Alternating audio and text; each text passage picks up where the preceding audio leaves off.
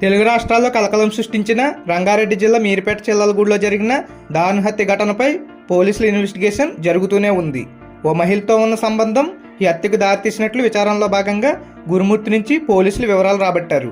పథకం ప్రకారం హత్య చేసిన గురుమూర్తి ఓ వెబ్ సిరీస్ తరహాలో మృతదేహాన్ని మాయం చేసి తప్పించుకోవాలనుకున్నట్లు తెలిసింది. మరోవైపు గురుమూర్తి హత్య చేసినట్లు చెప్పినా దానికి సంబంధించిన ఆధారాలు లభించకపోవడంతో పోలీసులు తలలో పట్టుకుంటున్నారు. అతడు చెప్పిన విషయాలపై ఆధారపడకుండా వేర్వేరు కోణాల్లో ఇన్వెస్టిగేషన్ చేస్తున్నారు. పోలీసులు గురుమూర్తి ఫోన్ పరిశీలించినప్పుడు ఆ ఫోన్లో మరో మహిళ ఫోటోలు కొన్ని ఉన్నట్లు గుర్తించారు. ఈ నెల 18వ తేదీన నమోదు చేసిన వెంకటమాధవి అదృశ్యం కేసును హత్య కేసు సెక్షన్ల కింద మారుస్తున్నారు.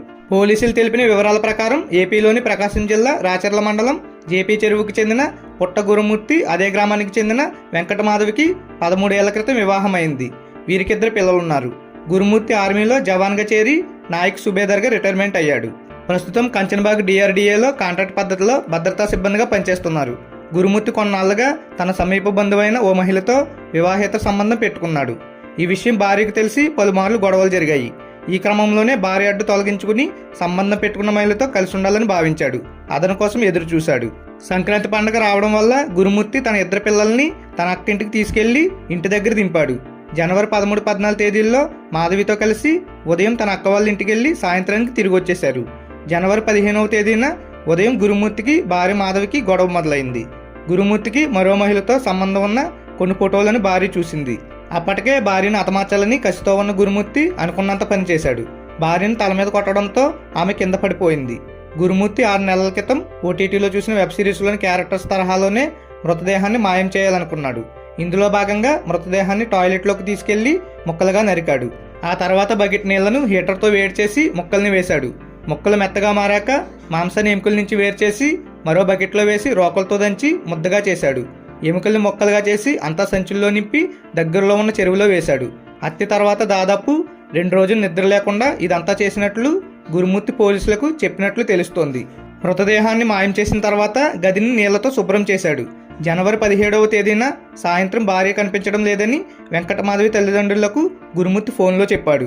చిన్న గొడవతో ఇంటి నుంచి వెళ్లిపోయినట్లు కంప్లైంట్ చేయించాడు. ఈ కేసును ఇన్వెస్టిగేషన్ చేస్తున్న క్రమంలోనే పోలీసులకు గురుమూర్తి మీద అనుమానం వచ్చింది. మాధవి ఇంటి లోపలికి వెళ్లడం తప్ప బయటకు వచ్చే దృశ్యాలు రికార్డ్ అవ్వలేదు. దీంతో గురుమూర్తిని అదుపులోకి తీసుకుని ప్రశ్నించినప్పుడు అసలు విషయం బయటపడింది. బుధ గురువారాల్లో నిందితుడి నివాసాన్ని పరిశీలించిన క్లూస్ టీం, ఫారెన్సిక్ టీం నీళ్ల బకెట్, వాటర్ హీటర్తో పాటు ఇంట్లో కొన్ని కీలక ఆనవాళ్లను సేకరించాయి. వీటిని టెస్ట్ చేయడం కోసం ఫారెన్సిక్ ల్యాబ్కు పంపారు. బకెట్లో వేసి శరీరం ముక్కలు ఉడికించినట్లు కొన్ని ఆధారాలు లభ్యమయ్యాయి. గురుమూర్తి చెప్పిన విషయాల ఆధారంగా దర్యాప్తు చేస్తున్న అధికారులు తల్ల పట్టుకుంటున్నారు. మృతదేహాన్ని చెరువులో విసిరేసినట్లు చెప్తున్నా అక్కడ ఇంకా ఆధారాలు లభించలేదు.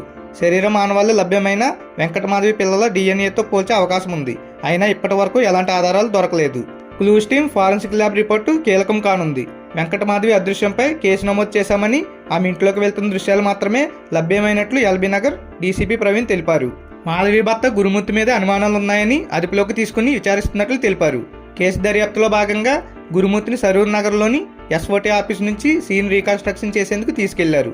మరోవైపు వెంకటమాధవి హత్య బాలాపూర్ మండలంలోని జిల్లెలగూడలో స్థానికుల్లో తీవ్ర అలజడి రేపింది.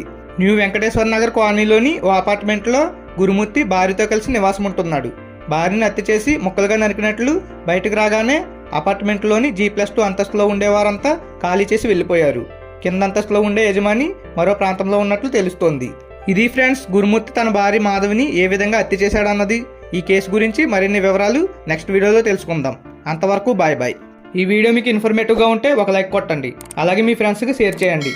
ఈ వీడియో మీకు నచ్చితే సబ్స్క్రైబ్ కూడా చేసుకోండి.